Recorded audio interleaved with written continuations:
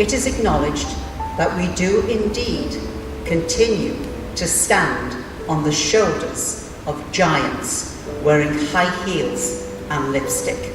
We can all but hope that one day events such as Transgender Day of Remembrance will no longer be needed.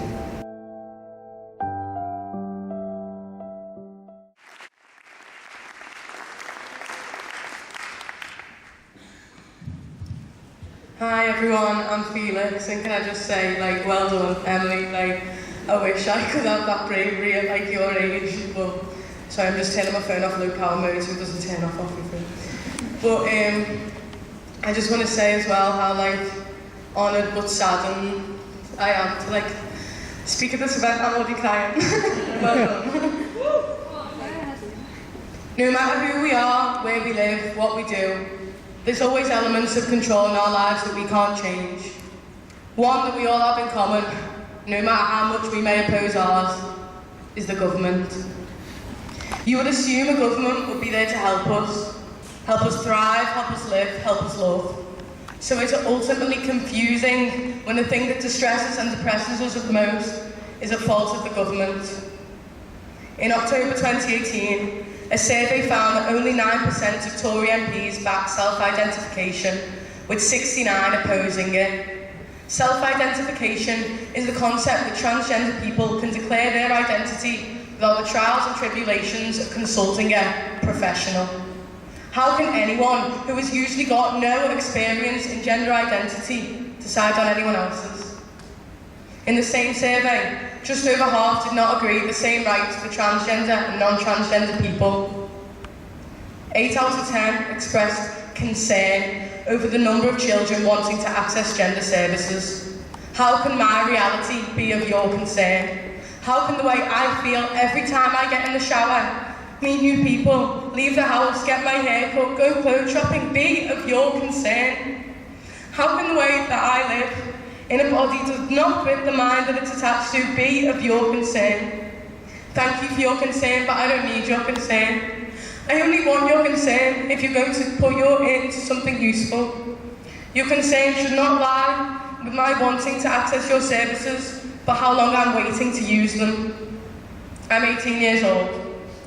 When I was 9, I cut all my hair up in the mirror and cried to my dad, asking why I wasn't the same as all my other mates at school. I came up to myself as soon as I realised what being transgender was, and realised there was a word for the hardship I'd faced with myself my whole life.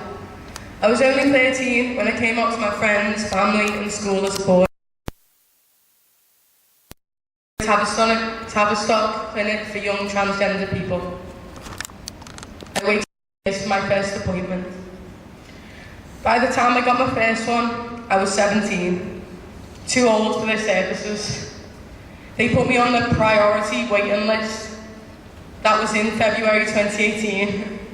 I'm expected to wait another 6 months for my first appointment. After this, it could be another 2 years for a hormone referral.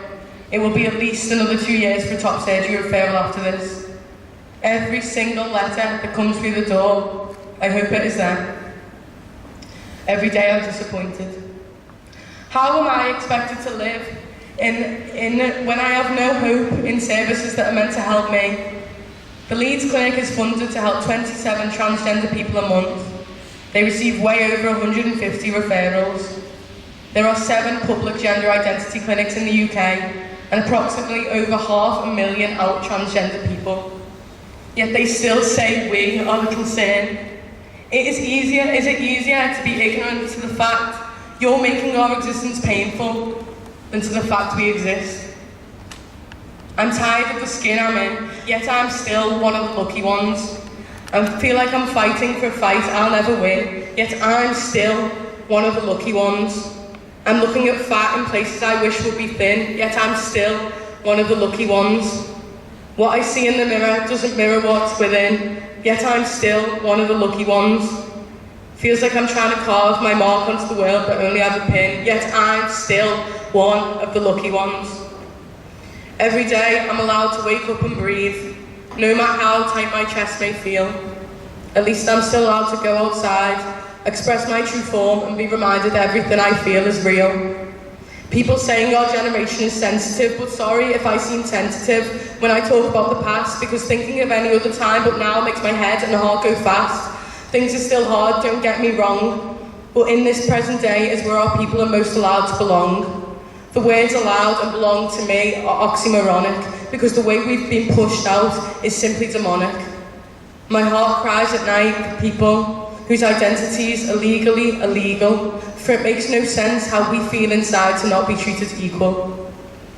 How can people be murdered because of how they feel inside? We shouldn't even need this day because none of us should have died.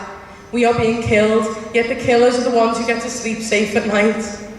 And how can I glorify the idea of being a 90s kid when I hear all the stories of what people so frequently said and did? Things are still hard, don't get me wrong, but in this present day is where we're most allowed to belong. I'm crying like a baby for the milk of acceptance I need, but the bottle's smashed and I'm watching myself bleed. I hate the times we live in, but I hate the past too. I'm trying to draw a rainbow, but all I have is the colour blue. I'm trying to see the stars, but it's a dark, dark night. I want to challenge their ideals, but I really don't want to fight. You would assume a government would be there to help us thrive, help us live, help us love. Yet, they still say we are the concern. How can we be the concern when one of my transgender siblings is being killed every 3 days? And all the government are doing is making it hard for me and millions of other people, for reasons that surpass gender identity, to thrive, live and love. Thank you.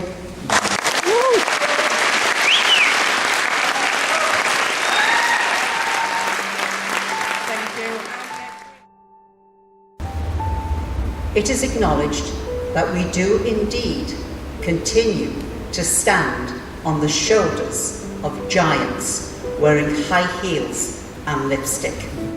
We can all but hope that one day events such as Transgender Day of Remembrance will no longer be needed.